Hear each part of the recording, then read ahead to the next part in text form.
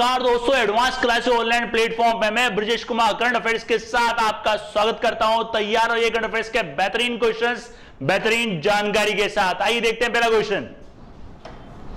देखिए पहला question, centre for world university, centre for world university, world university ranking 2021-22 में पहला स्थान कौन सी यूनिवर्सिटी ने हासिल किया है? ध्यान रखना दोस्तों, centre for world university ranking 2021-22 में पहला स्थान कौन सी यूनिवर्सिटी ने हासिल किया है? Harvard university, Massachusetts university, Stanford university और कैम्ब्रिज यूनिवर्सिटी। इसमें पहला स्थान हासिल करा है दोस्तों, ध्यान रखिएगा, हार्वर्ड यूनिवर्सिटी ने। हार्वर्ड यूनिवर्सिटी ध्यान रखिएगा कहां पे दोस्तों? ये यूएसए में। और फिर दूसरे नंबर पे दोस्तों आपकी दूसरे नंबर पर है मैसाचुसेट्स यूनिवर्सिटी और तीसरे नंबर पर है स्टैनफोर्ड यूनिवर्सिटी और चौथे नंबर पर है कैम्ब्रिज यूनिवर्सिटी। ध्यान रखना ये है आपकी यूके में, ये है आपकी चौथे नंबर पे। राइट दोस्तों, ध्यान रखना 2021 और 22 में पहला स्थान हासिल कराया हार्वर्ड यूनिवर्सिटी में। और देखते हैं इसके बारे में। ये देखिए दोस्तों, इसकी फुल फॉर्म ध्यान रखिए, CWUR, central for world university ranking. Right, और ये रैंकिंग 2021 और 22 की दोस्तों 19,788 संस्थानों को इसके अंदर स्थान दिया गया है, स्थान दिया गया है। राइट, ध्यान रखना दोस्तों, 19,788 संस्थानों को इसके अंदर स्थान दिया गया है। जो शीर्ष पर हैं उसमें 2000 संस्थानों को लिया गया है। जो टॉप यूनिवर्सिटीज हैं उसमें पूरे वर्ल्ड में से 2000 इंस्टीट्यूट को इसके अंदर शामिल किया गया है, जिसमें हार्वर्ड यूनिवर्सिटी ने पहला स्थान हासिल किया गया है। और इन 2000 यूनिवर्सिटी के अंदर, इन 2000 विश्वविद्यालयों के अंदर दोस्तों ध्यान रखिएगा, भारत की 68 संस्थान भी इसके अंदर शामिल है। भारत के 68 संस्थान भी इसके अंदर शामिल है, जिसमें IIM अहमदाबाद 415वीं रैंक और IISc बेंगलुरु 459वीं रैंक और IIT कानपुर 818वीं रैंक। ध्यान रखना, IIT कानपुर 818वीं रैंक।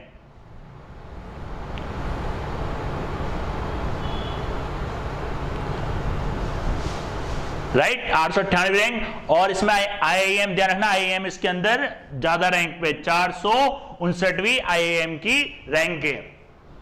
राइट दोस्तों, ध्यान रखिएगा। और इसमें IISc बेंगलुरु 459वीं रैंक। राइट, और इसमें ध्यान रखना पहले नंबर पे हार्वर्ड यूनिवर्सिटी, दूसरे नंबर पे मैसाचुसेट्स यूनिवर्सिटी, तीसरे पे स्टैनफोर्ड, चौथे पे कैम्ब्रिज यूके के अंदर। और 19,788 इंस्टीट्यूट को इसके अंदर शामिल किया गया है। और भारत की इसके अंदर है 68। ध्यान रखना दोस्तों, भारत की 68 यूनिवर्सिटीज इसके अंदर हैं, जिसमें मेन बताइए मैंने आपको, IIM अहमदाबाद 415वीं रैंक, IISc है दोस्तों, ये बेंगलुरु 459वीं रैंक और IIT कानपुर 818वीं रैंक। राइट दोस्तों, ध्यान रखिएगा। नेक्स्ट देखते हैं। नेक्स्ट देखिए, किस राष्ट्रीय मानवाधिकार किसे राष्ट्रीय मानवाधिकार आयोग का नया अध्यक्ष बनाया गया? Who is new chairman of national human rights commission? इनका नाम है दोस्तों AK मिश्रा। ध्यान रखिए दोस्तों, AK मिश्रा, अरुण कुमार मिश्रा। राइट, इनका नाम है AK मिश्रा, अरुण कुमार मिश्रा। राइट, ये पूर्व न्यायाधीश हैं। अरुण कुमार मिश्रा को राष्ट्रीय मानव आयोग का नया अध्यक्ष बनाया गया है। और जो इसकी स्थापना हुई थी मानवाधिकार आयोग की 1993 में, मुख्यालय इसका नई दिल्ली में। रखिएगा, मुख्यालय नई दिल्ली में। और इसके अलावा जम्मू कश्मीर के जो पूर्व न्यायाधीश हैं, जिनका नाम है महेश मित्तल, वो है सदस्य, और IB के पूर्व निदेशक राजीव जैन, इन दोनों को बनाया गया है दोस्तों सदस्य, मेंबर। ये हैं इसके मेंबर, दोनों को मेंबर बनाया गया। राइट, ध्यान रखना दोस्तों, राष्ट्रीय मानवाधिकार आयोग का जो अध्यक्ष बनाया गया वो बनाया गया AK मिश्रा, अरुण कुमार मिश्रा को। इसकी स्थापना 1993 में और मुख्यालय इसका नई दिल्ली में। और राजीव जैन और महेश मित्तल को बनाया गया है सदस्य इसका। राइट, नेक्स्ट क्वेश्चन देखते हैं दोस्तों। नेक्स्ट क्वेश्चन देखिए, किसे नौसेना स्टाफ का प्रमुख बनाया गया है? नौसेना स्टाफ का प्रमुख नहीं है दोस्तों, ये उप प्रमुख है। ध्यान रखना दोस्तों, उप प्रमुख, नौसेना स्टाफ का उप प्रमुख बनाया गया है। किसे? नेवी स्टाफ का उप प्रमुख बनाया गया, उप प्रमुख, राइट। ध्यान रखना, रवनीत सिंह, एमएस पवार, वीके राव, प्रताप सिंह, इनका नाम है दोस्तों रवनीत सिंह। ध्यान रखना, वाइस चीफ, इनको कहा गया वाइस चीफ या वाइस प्रेसिडेंट आप बोल सकते हो, बनाया गया है। ये रे आपके वाइस एडमिरल रवनीत सिंह नौसेना स्टाफ के उप प्रमुख हैं। ध्यान रखना, उप प्रमुख हैं, और ये एस पवार का स्थान लेंगे। ये स्थान लेंगे दोस्तों किसका? एस पवार का। Vice admiral Ravneet Singh S Pawar का स्थान लेंगे, उप प्रमुख। और अगर प्रमुख की बात करूं, मैं चीफ की बात करूं, तो चीफ ध्यान रखना दोस्तों एडमिरल करमबीर सिंह। ध्यान रखना दोस्तों, एडमिरल करमबीर सिंह, ये हैं इसके प्रमुख, चीफ हैं admiral Karambir Singh, right. Next देखते हैं दोस्तों, नेक्स्ट देखिए, किसे मैग्मा फिनकॉर्प का नया अध्यक्ष बनाया गया है? मैग्मा फिनकॉर्प दोस्तों, मैग्मा फिनकॉर्प, ध्यान रखना दोस्तों, मैग्मा फिनकॉर्प,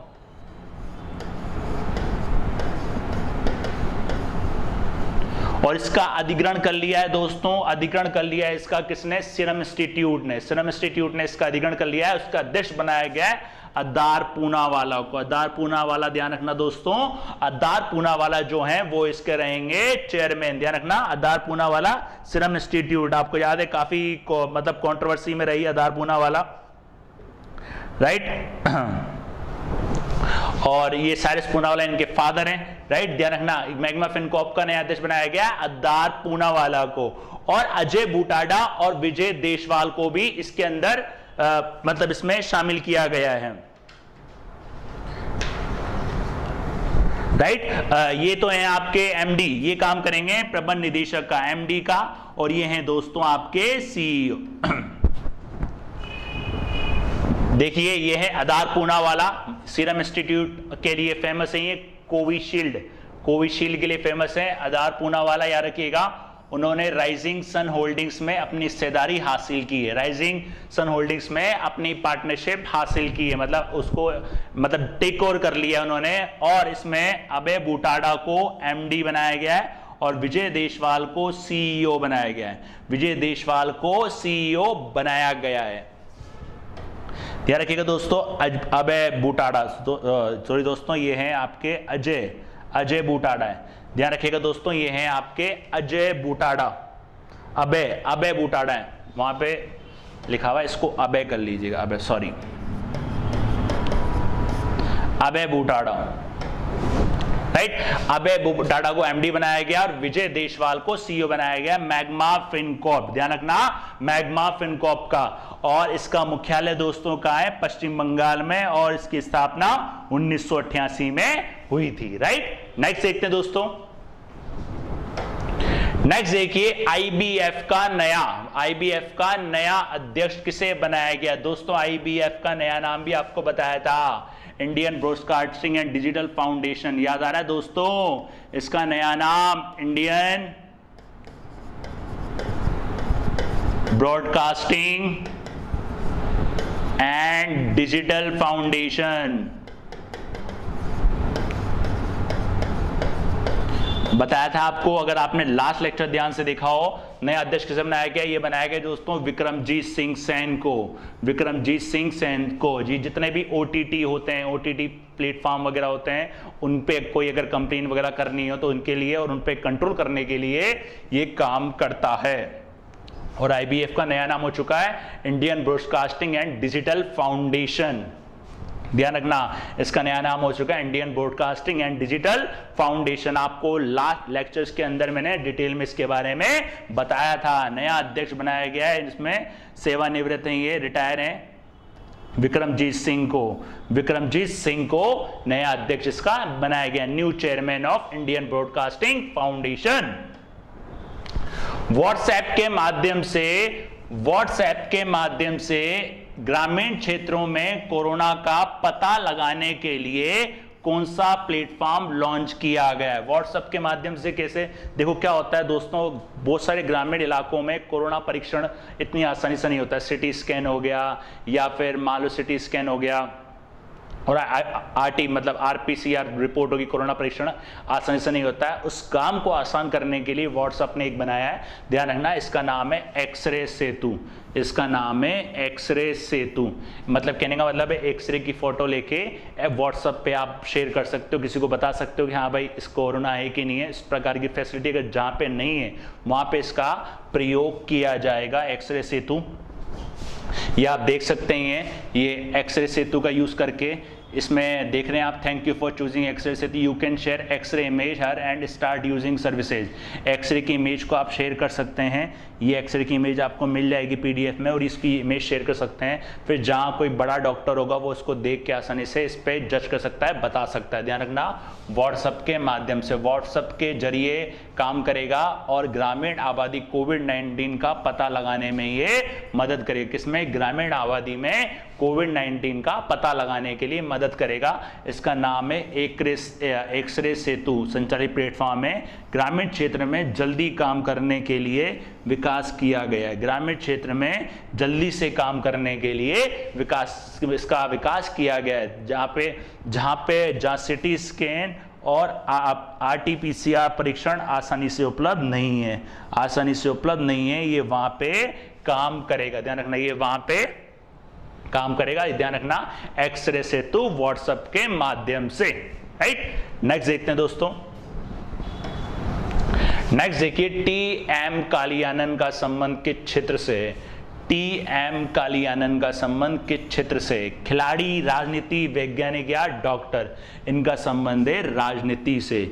इनका संबंध है दोस्तों राजनीति से। अब राजनीति से इनका संबंध कैसे है ये देखिए आप दोस्तों, देख सकते हैं, टी.एम. कालियानन गोंडर, टी.एम. कालियानन गोंडर, ध्यान रखिए, संविधान सभा के अंतिम जीवित सदस्य। ध्यान रखना, ये हैं आपके संविधान सभा के अंतिम जीवित सदस्य, और संविधान सभा में सबसे कम आयु के सदस्य थे ये। संविधान सभा में सबसे कम आयु के ये सदस्य टी.एम. कालियानन गोंडर, याद रखिएगा, संविधान सभा के अंतिम जीवित सदस्य, और हाल ही में इनका निधन हो गया है। हाल ही में इनका निधन हो गया है, याद रखिएगा दोस्तों, हाल ही में इनका निधन हो गया है। नेक्स्ट देखिए, किस आईआईटी ने भारत का पहला स्वदेशी तापमान डेटा लॉगर बनाया है? किस आईआईटी ने भारत का पहला स्वदेशी तापमान डेटा लॉगर बनाया है? IIT Ropar, IIT Roorkee, IIT Mumbai, IIT Delhi.